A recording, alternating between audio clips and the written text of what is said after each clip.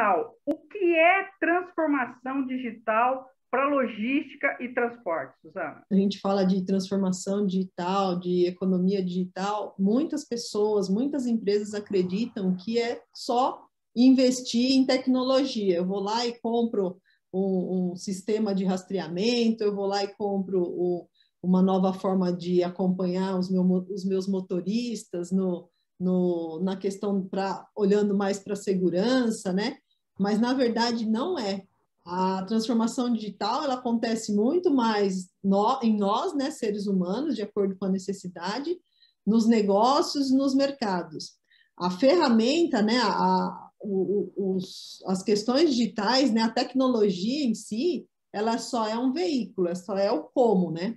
E exemplificando um pouco, quando a gente compra qualquer coisa aí pela internet, né, que hoje a gente está comprando muita coisa pela internet que não pode sair de casa, a gente, quando compra, a gente não está interessado em saber se aquela empresa está utilizando o sistema XPTO ou o que ela está utilizando.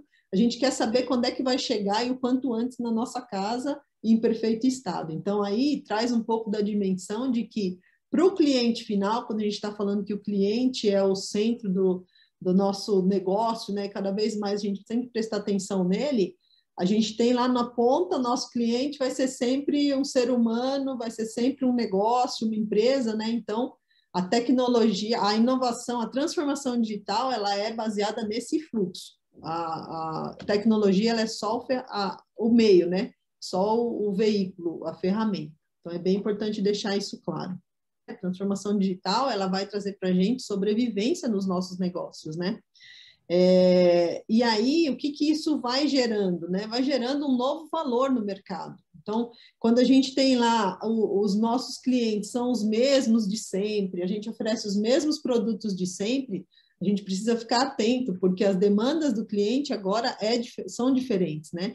Então, a gente precisa realmente entender, conhecer cada vez mais o nosso cliente. E um dado importante que eu gostaria de trazer para vocês, até porque isso é uma corrente no mundo, né, que está acontecendo, segundo o IDC, né, que é o International Data Corporation, 7 trilhões de dólares vão ser investidos em transformação digital nas empresas pelo mundo.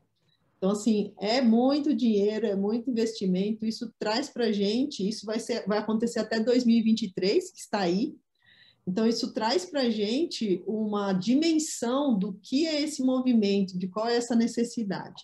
E mais um outro dado importante de pesquisas, né, que a gente traz para contexto aqui também, é que a McKinsey fez uma pesquisa falando sobre a maturidade digital dos negócios das empresas brasileiras, né?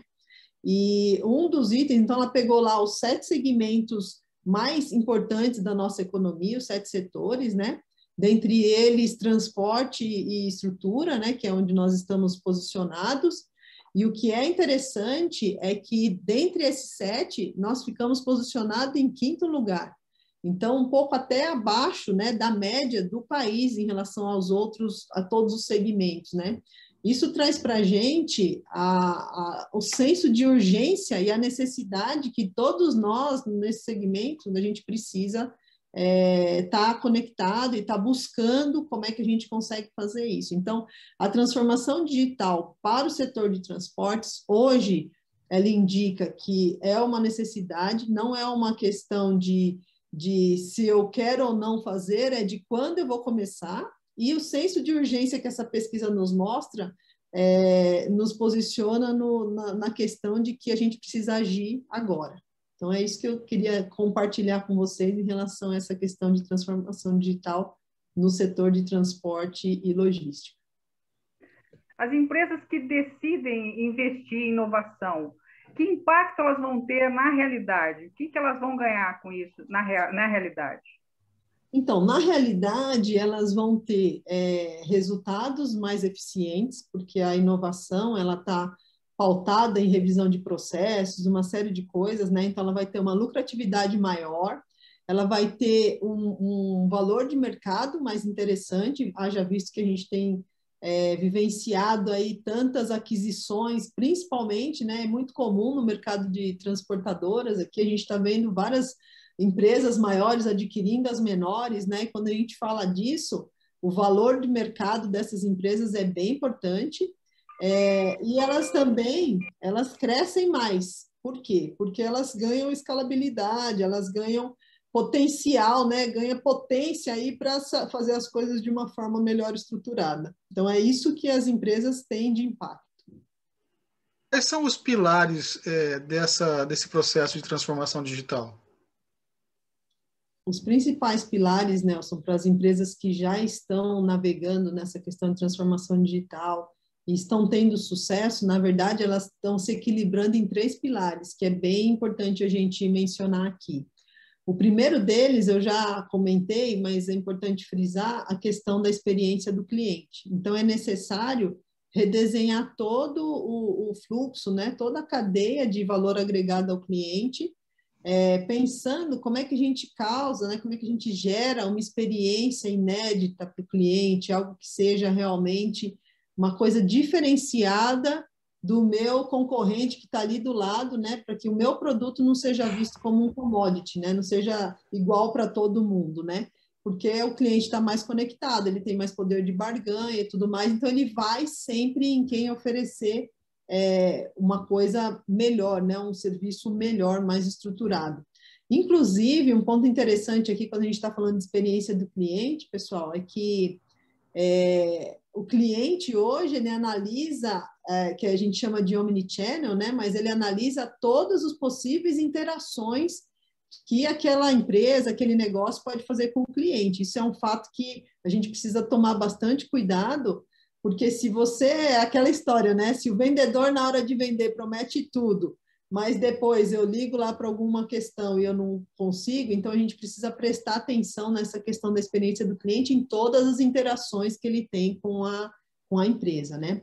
O segundo pilar é a excelência operacional. Então, é como se a gente olhasse, então, o primeiro a gente está olhando para fora, né, para a experiência do cliente, o segundo a gente olha para dentro da nossa organização.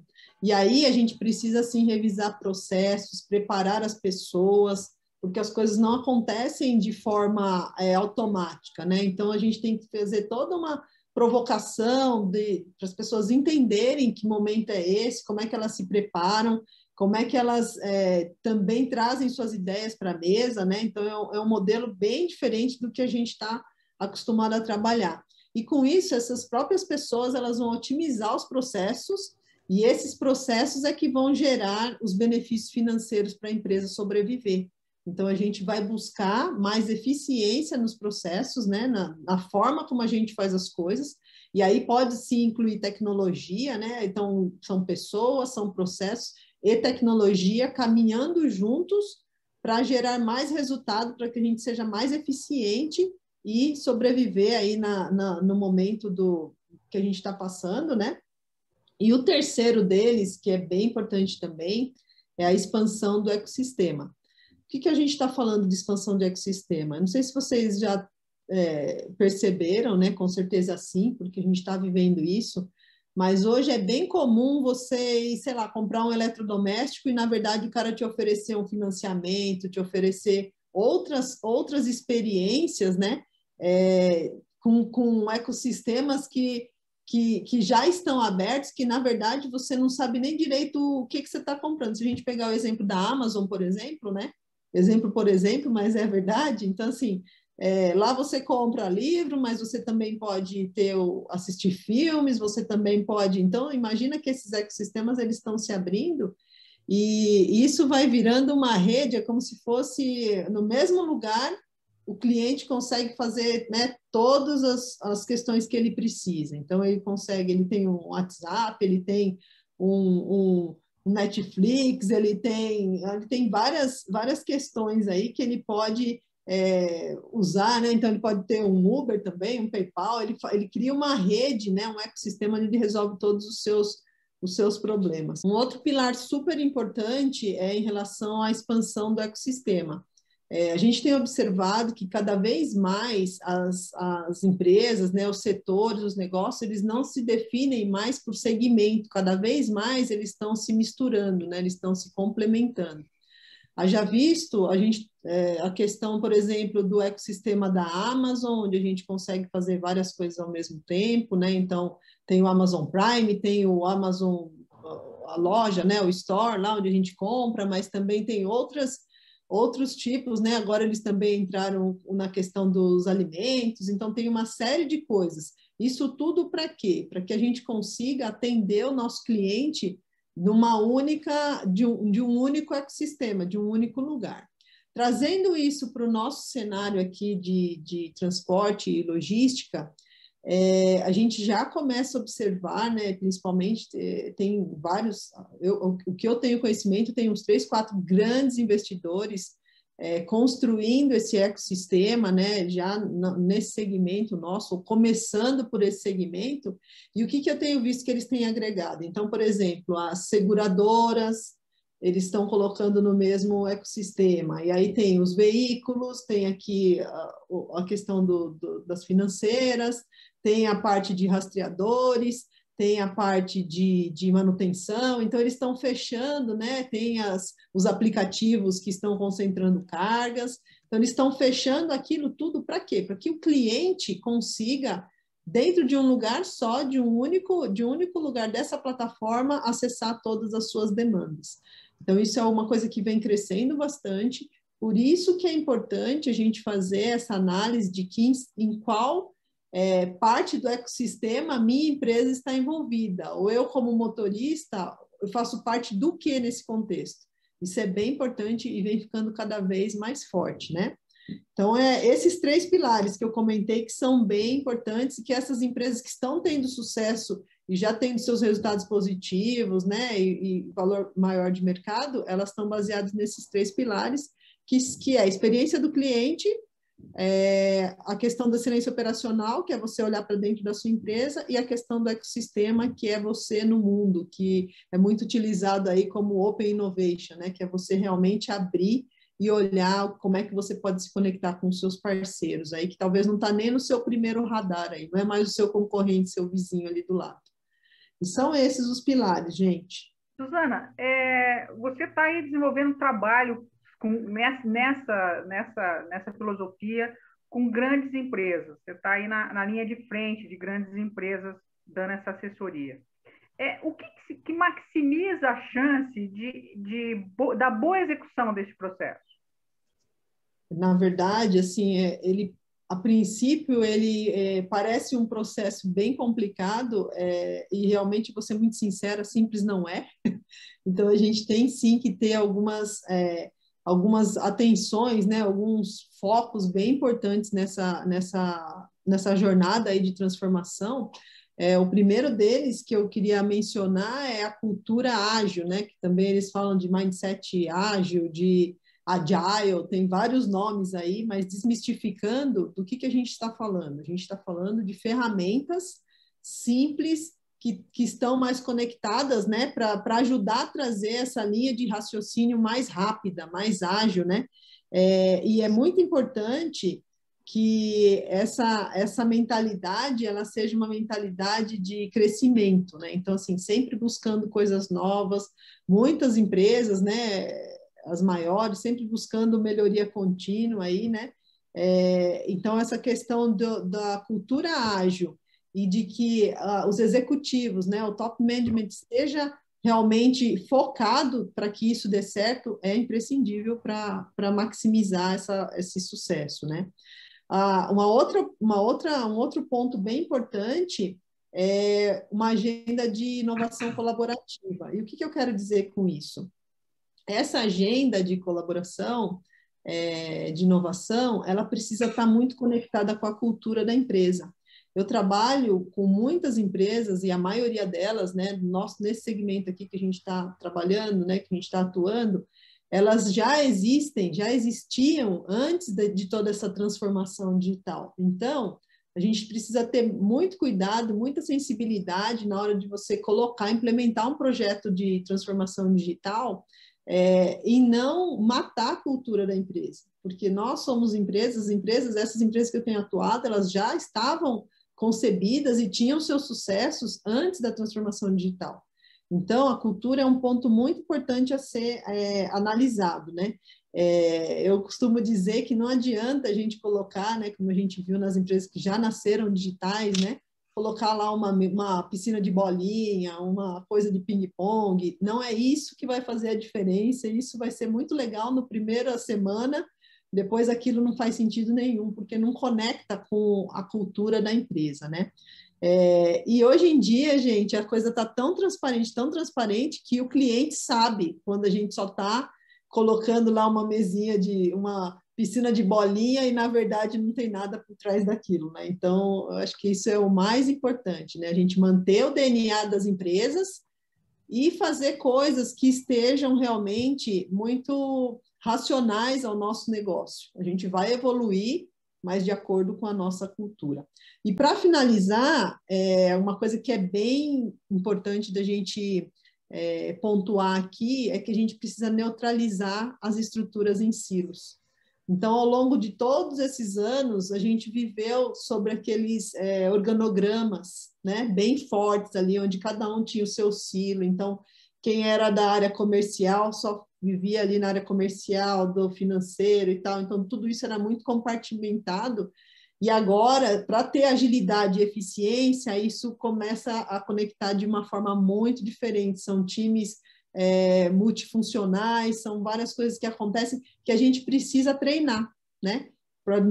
Porque senão você fica cada um no seu mundinho, você não consegue evoluir e trazer essa escalabilidade, né? Essa dimensão que as empresas precisam para buscar eficiência, conseguir transformar seus resultados. Então, basicamente, para maximizar a chance de sucesso desses projetos, precisa ter esses 3 pontos de atenção que são bem importantes, viu, Dilene? Suzano, na questão, falando especificamente sobre caminhoneiros, o que esse processo de transformação digital tem alterado na vida do caminhoneiro? Olha só, por incrível que pareça, em alguns aspectos, o caminhoneiro ele está mais transformado digitalmente do que muitas empresas. Isso para nossa surpresa, e eu acho que até eu fico feliz, porque eu vejo assim que tem uma história, né? A vida do caminhoneiro não é fácil, né, gente? E assim, agora ele acaba, na verdade, até por conta de toda essa questão do Covid, né? De tudo que todo mundo está vivendo, mas ele foi bem impactado ali também. Então, ele está muito mais digital. Quando a gente está falando dos impactos na vida do caminhoneiro, hoje, se a gente pegar as maiores plataformas de aplicativos aí de cargas, tal, eles são 80%, na verdade 80% não, 1/3 eu li, que eles já estão cadastrados nas plataformas já para pegar cargas e tudo mais, né? Então, tem várias coisas, quando eles se conectam nesses aplicativos aí, eles conseguem saber, por exemplo, o melhor preço de combustível para eles abastecerem, eles conseguem saber em que momento eles vão retirar e descarregar essa carga, evitando que eles tenham aí, né, um desperdício de tempo e, consequentemente, dinheiro, né, para eles também. Então, as coisas elas começam a se encaixar de uma forma mais organizada, que vai trazer uma eficiência melhor, inclusive, ou bem provável, para o caminhoneiro autônomo. Se eles entrar nesse mundo digital, que muitos deles já estão aprendendo, né? Estão se alfabetizando nessa questão da transformação digital, eu acho que tem um universo bem interessante aí que eles vão poder explorar e aprender cada vez mais.